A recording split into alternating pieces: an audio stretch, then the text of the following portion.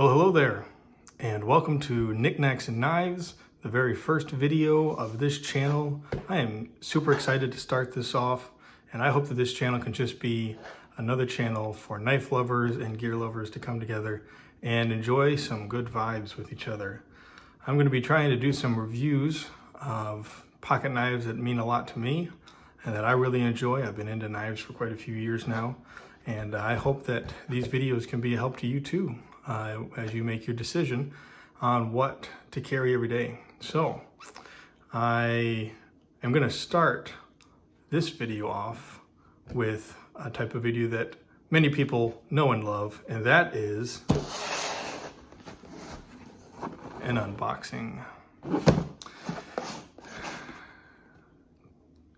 Well, we know that it's a knife. Can anyone guess what kind of knife? I guess to answer that question, you'd have to know me a little bit. I am definitely a proud Benchmade fanboy. And this here is another Benchmade. Can you guess what it is now? Well, this is probably the first knife that I ever really wanted. High-end knife, let's say. High-end knife. This was my first Grail knife, my first gotta have it knife. And when I was in college, I bought one and ended up giving it away as a gift. And then I graduated college, and as a gift to myself for graduating, I bought another one and had that one for many years until I lost it about 2 years ago. And I have missed it ever since.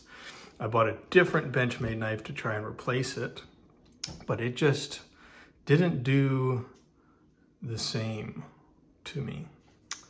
And so I had bought a couple of knives since then, and I was able to satiate the desire for this particular knife until recently when I saw it and I had some extra funds freed up, so I couldn't help myself, and I bought it. So although this may be an unboxing of a brand new knife, I do have some input on how this knife does in the real world and how it carries, how it performs, because I have had one or two. I've had two before. So with that said, let's see what knife this is. Go ahead and open it up. And for all you knife lovers out there, you'll notice that I also have another high-end knife here, Spyderco Paramilitary 2. I just recently got this one as well, and I'll be doing a review on this in a little bit, but that is not the subject of today's talk. So you'll have to tune in next time if you want to see a review on this gorgeous knife. And I may even do a side-by-side comparison between this knife and the knife that I'm unboxing right now, because they are pretty much the staples of EDC knives across the nation, maybe even across the world.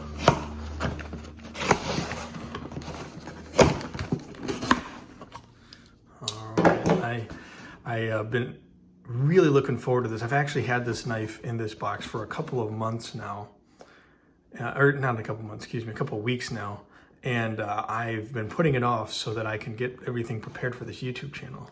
But a buddy of mine just recently bought a Benchmade as well, and I have been looking forward to seeing it, and I want to compare it with this knife and just see how they look and feel side by side. And so I didn't want to put off this video any longer, and I had to make it today.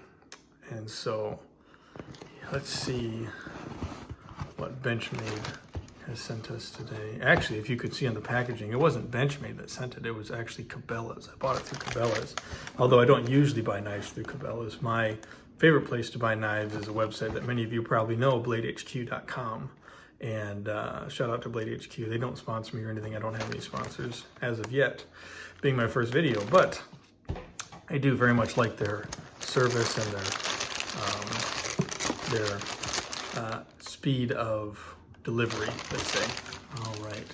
So you can immediately see it's a blue class, and if you couldn't tell up there by my thumb, it's the 940 Osborne. 940 Osborne, everyday outdoor carry, CPM S30V, manual open. Like I said, this knife here was the knife that got me into high-end knives, and I have loved it and adored it ever since. I was so distraught when I lost my other one. In fact, the YouTuber that got me hooked on this particular brand, Benchmade, and this particular knife from Benchmade was none other than Cody over at Wrangler Star. If you haven't ever checked his videos out or his YouTube channel, I would very much recommend you go look at Wrangler Star's videos. He's got a lot of good information on not just knives, but every aspect of a man's life. And he's got a lot of good information, a lot of good videos, a lot of fun videos too. I really enjoy watching his videos, but he got me hooked on this. And if you keep up with his channel now, you'll actually notice that he doesn't even carry this knife anymore. He has since moved on to what he thinks is the latest and greatest of everyday carry knives, the Spyderco Paramilitary 3. And when he did that, my heart just dropped. But to each their own. He can make his own decision. I still am in love with this knife and look forward to carrying it for a lifetime if I don't lose it. So without further ado, let's dive right in and see what beautiful craftsmanship awaits us. As in every Benchmade knife, there's a very well-designed box with a beautiful, almost a very soft, I don't know if you'd call it case or bag to keep the knife protected in. Now the moment that we've all been waiting for, the reveal. And here it is.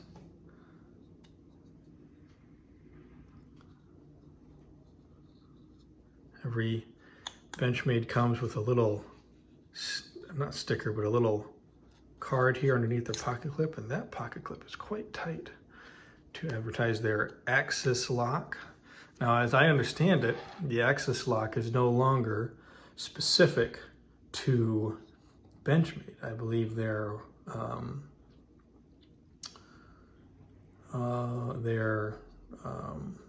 patent on the Axis lock has since expired and is now open to anyone to use this type of lock, but I still very much enjoy using the original Benchmade Axis lock, and I'll just talk about that in a little bit.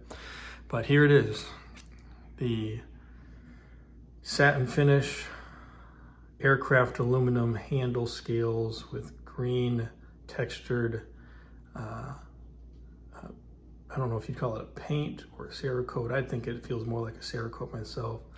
The beautiful purple anodized titanium backspacer. Just gorgeous. Now, for many people, I would consider myself to have large hands, more wide than they are long. Someone with longer fingers, longer hands may see this knife as a little small, but for me, even with larger hands, I very much enjoy how this knife rests in my hand. I feel like this is about as perfect a size of EDC knife as you can get. Just under 3.5 inch blade length, as many of you could probably see on the website. CPM S30V, as you can see there on the one side, the Osborne logo, the Osborne design, and the beautiful Benchmade butterfly logo on the other. As it's new and out of the box, it will take some getting used to. The lock will have to be broken in, but it's already loosening up a good bit. Now, my opinions on this knife. Like I said before, I love this knife. I think this knife is an awesome EDC companion. Even for those with larger hands, I feel like its length when open aids to its utility, even though when it's closed, it doesn't look like it's that large of a knife. And that has to do with the slimness. Many people would call this a gentleman's knife. I wouldn't necessarily say it's just a gentleman's knife, although it may lend itself closer to that description than a everyday carry knife. But I think this is about as perfect all around as you can get. Strong blade, albeit thin, and it's stout behind the edge, but thin from spine to cutting edge, and allows it to disappear in the pocket almost completely. You barely even realize that it's there until you need it. It doesn't really interfere with the other things in my pocket, and since I tend to work outside a lot, things tend to stick in my pockets a lot more than most. And so when I try to get things in and out of my pocket, I like to make it as easy on myself as possible. And this knife does that for sure. Does not really get in the way. I would say, well, my first Benchmade 940 Osborne was this same exact knife, satin finish blade with aluminum handle scales and purple titanium backspacer. My second one was actually the the G10 version, excuse me. It had G10 scales. There was no spacer back here. There was a thin barrel spacer here and a barrel spacer here, and then the rest of it was open. I would say that's much easier to clean. However, I do love the look of this purple backspacer better.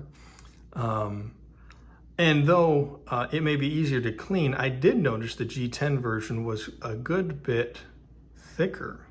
At least in my hand, it was significantly thicker. Not enough to make a big difference in the pocket, but in the hand, you could definitely tell a difference when you held it. Now, I personally like this. I like the aluminum handle scales a lot better. It's just my preference.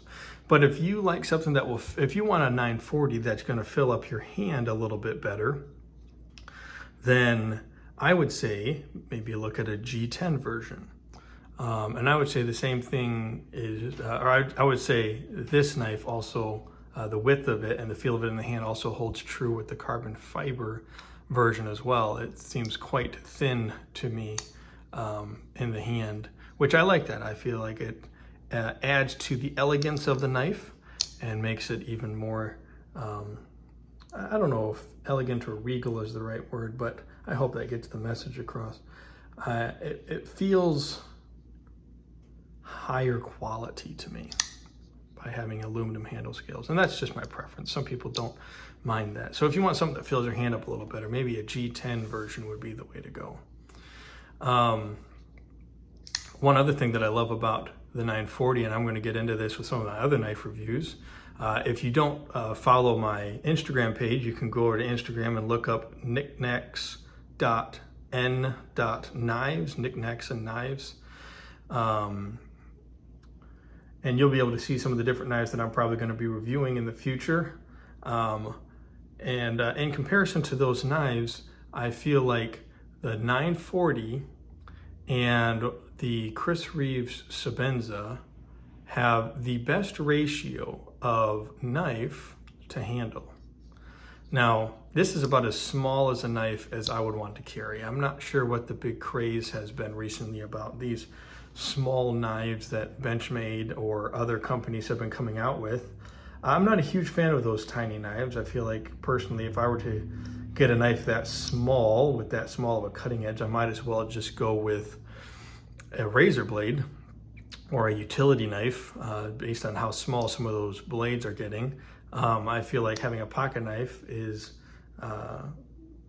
something that should have a bit longer of a blade, at least twice the length, maybe longer than that, of a normal utility knife in order to achieve the purpose that a pocket knife should serve. But to each their own. I'm not gonna talk badly on people that want those or Benchmade. I just don't understand why that's such a big appealing factor to so many people.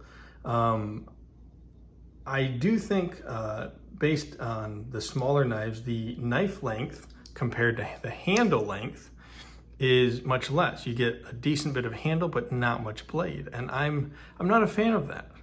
Although there is a minimum handle length that you may need to actually have a comfortable grip on it. I feel like if you can fit more of a blade in that handle, then you probably should. And so I feel like the Benchmade fits about as much of a blade in the handle as is possible. And if you look there at the very tip, there's not much room until it reaches the end of the handle. And the same thing is true, I would say, for the Chris Reeves Sebenza. The Sebenza fits quite a bit of blade length inside of its handle, opposed to a knife like a lot of Spydercos, in my well, not a lot of them. I would say maybe the Spyderco Paramilitary 2 and Para 3 could fit a little more blade length in their handle. But that's again an opinion.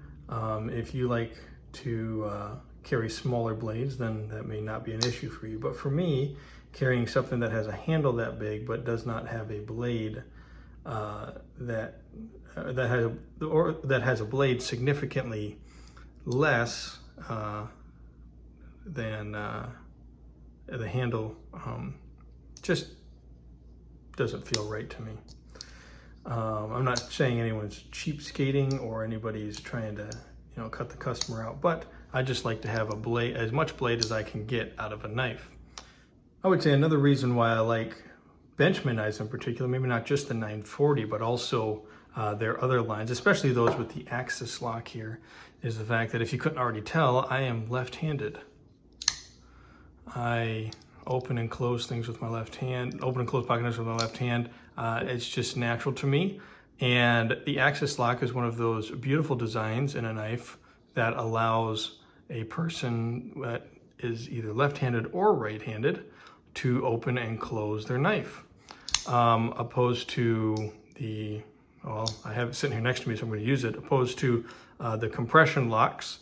Now I know that there are left-handed versions to the compression locks, but there's not as many varieties in the left-handed version as there are in the right-handed versions. And the same thing is true as for any frame lock or for any liner lock. There's not a lot of versatility in the designs that you can get, unless you go with high-end knives. I mean, there's some Rick Hinderer knives. There's the Chris Reeves Sebenzas that you can get in left and or right-handed versions, regardless of the maker, model, or style. But what these other knives, a lot of Spyderco knives, if there's a left-handed version, it usually doesn't come in as many varieties, or even cheaper knives than that, maybe Kershaw's or Bucks or whatnot.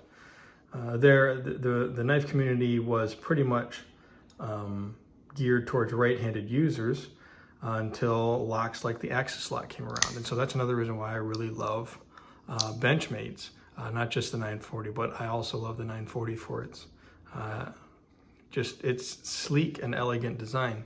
And I would say a third reason why I love Benchmade is because of their warranty. And I think many of you knife lovers out there already have heard of their warranty. I just have yet to find a knife company that will back their product up like Benchmade does. In fact, I believe it was my second 940 that I had.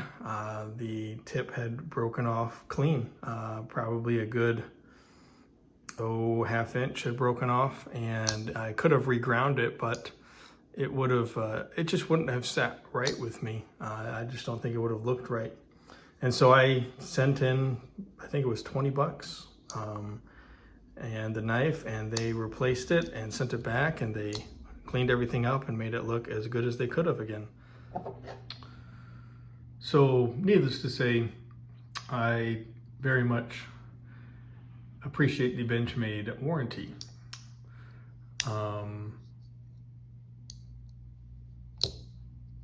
The one complaint I would have with Benchmade, and this doesn't just go for Benchmade, there's a couple companies that claim to be high-end that have this same issue is hardware.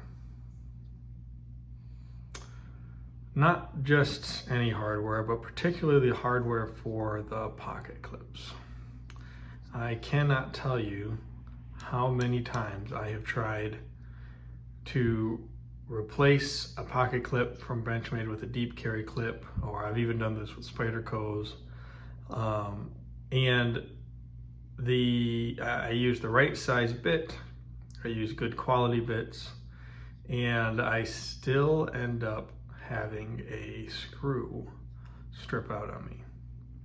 It is extremely frustrating. I think I've had probably 4 or 5 screws strip out on me just from Benchmade alone, let alone from other companies. And I would say if there's anything that needs to be upgraded, it is the size and quality of the hardware used in to hold in the pocket clip. One knife that I think has done this very well is the Chris Reeve Sebenza. If you ever get a chance to look at one of those, and I'll be having a review of that in a future video, you'll notice that their hardware is just much heavier duty, much beefier, and harder to strip out, harder to damage. But these dinky little screws just absolutely, in my opinion, are below par.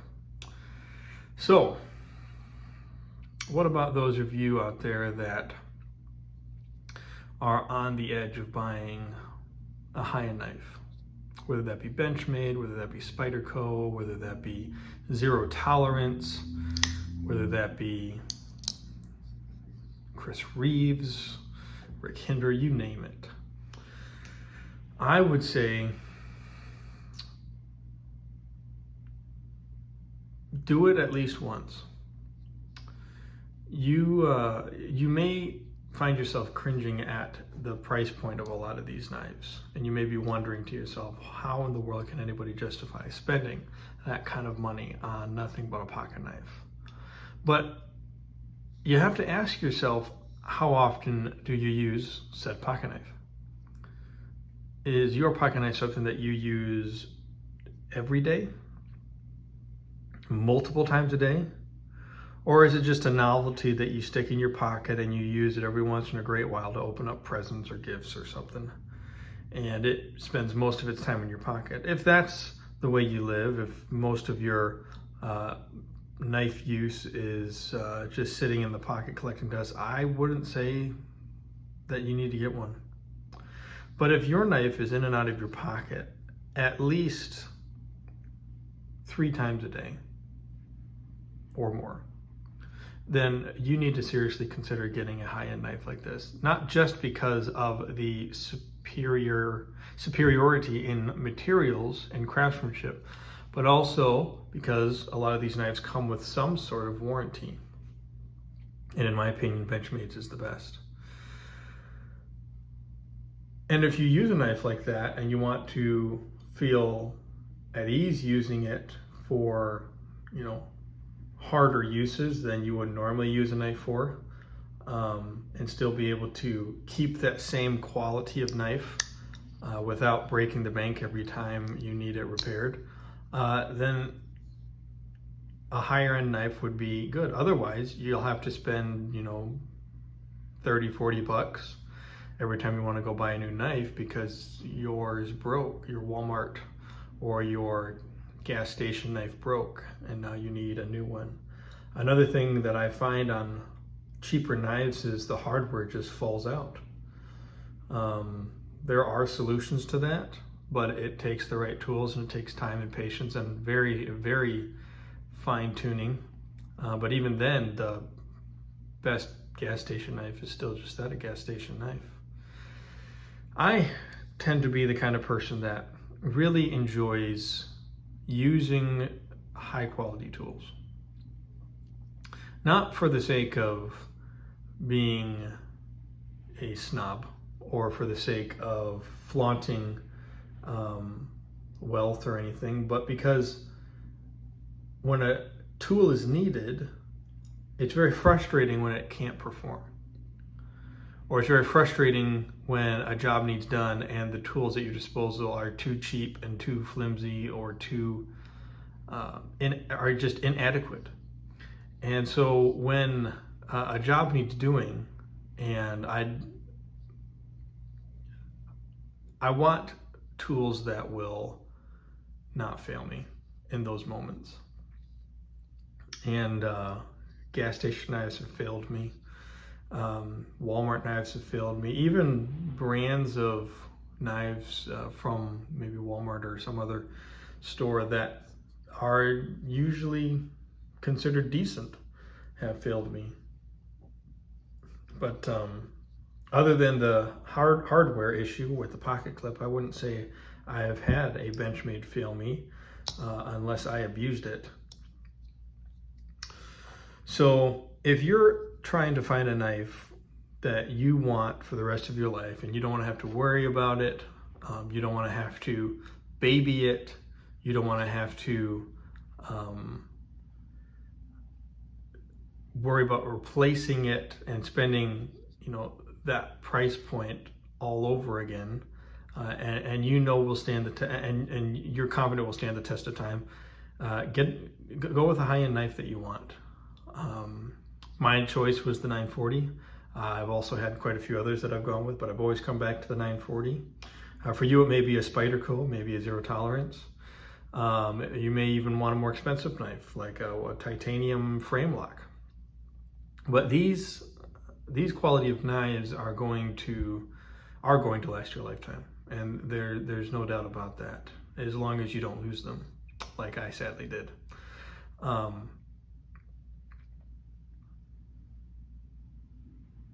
If you're a knife collector, which I would consider myself more of a knife collector, although I do use my knives quite heavily, I still am a knife collector. I enjoy collecting knives. It may not be a very cost-effective way of going about, an everyday carry knife. However, if you're a kind of guy that just wants one knife and you're done with it and you don't want to have to worry about it anymore, then you need to make your choice very carefully. And I would recommend that you buy at least one high-end knife in your lifetime and try to get to use it. I would recommend that you go to a store that has a wide variety. I know a lot of Cabela's and Bass Pro Shops carry these. Unfortunately, somewhere like BladeHQ.com, you can't physically handle the knife, but I would go somewhere that you can handle these knives in person, flip them, or like flip them open, flip them shut. Get a feeling of how they operate and how they work. There's a nice store near me, a lot closer. The closest Cabela is about a half hour away from me, and so I found one that a knife store, a little place that sells outdoor gear as well as knives, about 10-15 minutes away, and they have the big name brands, and they allow you to, if you're old enough, I believe you have to be 18 or older, depending on what state you're from, you can operate them with someone there watching, and you can get a feel for how these knives are in the hand and how they feel in the hand. And so when you are going to buy that one knife that you want to carry for the rest of your life, go with a high-end Benchmade, Spyderco, zero tolerance, just to name a few. That's not an exhaustive list. Find a knife store that carries that knife, or at least that brand, and see how their knives feel in your hand. A lot of them are going to feel similar, or at least have similarities between the different makes and models that they have. And I think once you spend the money on a high-end knife, your opinion about pocket knives changes drastically. I thought myself that I would never buy another high-end knife besides the Benchmade 940. I thought this was going to be the one and only knife that I needed for the rest of my life, and I was never, ever going to worry about buying another expensive knife. Well, that opinion didn't last very long, and now I've had almost a dozen, actually I would say I've had at least a dozen $200 knives. I don't have them all still, but I do have some of them still, and I've very much enjoyed every single one of them, and I've never wanted to go back to a cheap $30, $40, $50 knife again. It just does not do the same for me. And so using a high-end tool to me just not only helps me enjoy using it and carrying it. I take some pride in having a good quality tool, but I also find myself using it more than I normally would, using it for things that I wouldn't normally use a knife for.